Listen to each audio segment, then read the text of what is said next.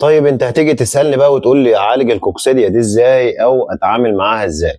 مبدئيًا عايزك تبقى حاطط دي في دماغك قاعدة ثابتة ما تغيّرهاش، إن أي علاج للكوكسيديا مهمًا كان اسمه أو نوعه أو سعره أو شركته، مش هيجيب معاك أي نتيجة نهائي طالما الفرشة عندك أو الظروف البيئية مش مضبوطة. يعني لو عندك مثلًا رطوبة عالية أو المكان مكتوم أو الفرشة مش نضيفة أو أي أسباب من اللي بتساعد في انتشار الكوكسيديا، حُط في دماغك إن ما فيش أي علاج هيجيب نتيجة خالص. فلازم تجهّز كل حاجة تمام وتضبط كل حاجة عندك بالورقة وبالقلم وبالمسطرة، وبعد كده تبدأ تحُط العلاج علشان يشتغل صح ويجيب معاك نتايج صح.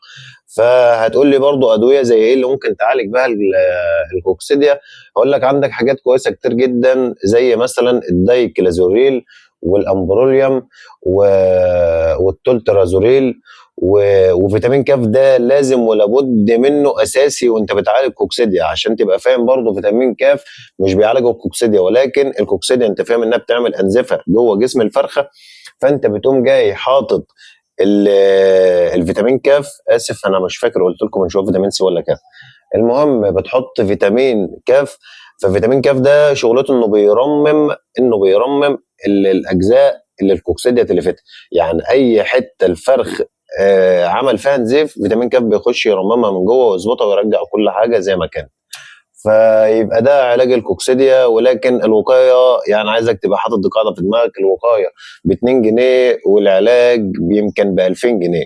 فأنت دايمًا ركّز على الوقاية، والوقاية مش باقول لك إنك تحط علاج وقاية من قبل كده لأ، الوقاية بالنسبة لي أنا إنك تحافظ على الفرشة بتاعتك، تحافظ على التهوية بتاعتك، تحافظ على المكان من الكتمة، تركّز في التفاصيل دي كلها، وحُط في دماغك إن الرعاية الصح بتريّحك من أمراض كتيرة جدًا، جدًا، جدًا، جدًا، لإن الفرخ الأبيض بالذات ما بيصدّق يعني أي مرض يدخل يقوم فاتح الباب لكل الأمراض اللي يعرفها.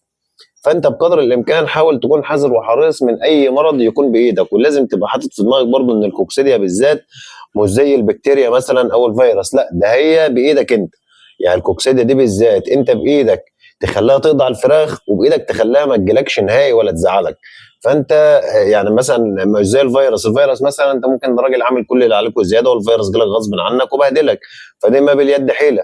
بكتيريا برضه مثلًا زي مايكوبلازما والّا أمراض بكتيرية كتير زي اللي موجودة ممكن تكون جاية لك الله أعلم وراثية من الأم مثلًا أو عدوى أو منقولة فاهم، أو من عربية كتاكيت أو أيًا كان، لها أسباب كتيرة جدًا. لكن الكوكسيديا بالذات دي بتاعتك أنت اللي تقدر تحافظ عليها، وبإيدك أنت برضه اللي تخلّيها تمسح عنبرك أو تبهدلك أو تضرك في أوزان.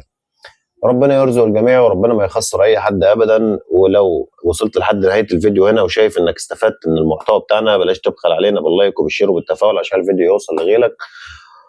واستنونا كل يوم في فيديو جديد ومعلومة جديدة بإذن الله. أخوكم أبو نوح. سلام.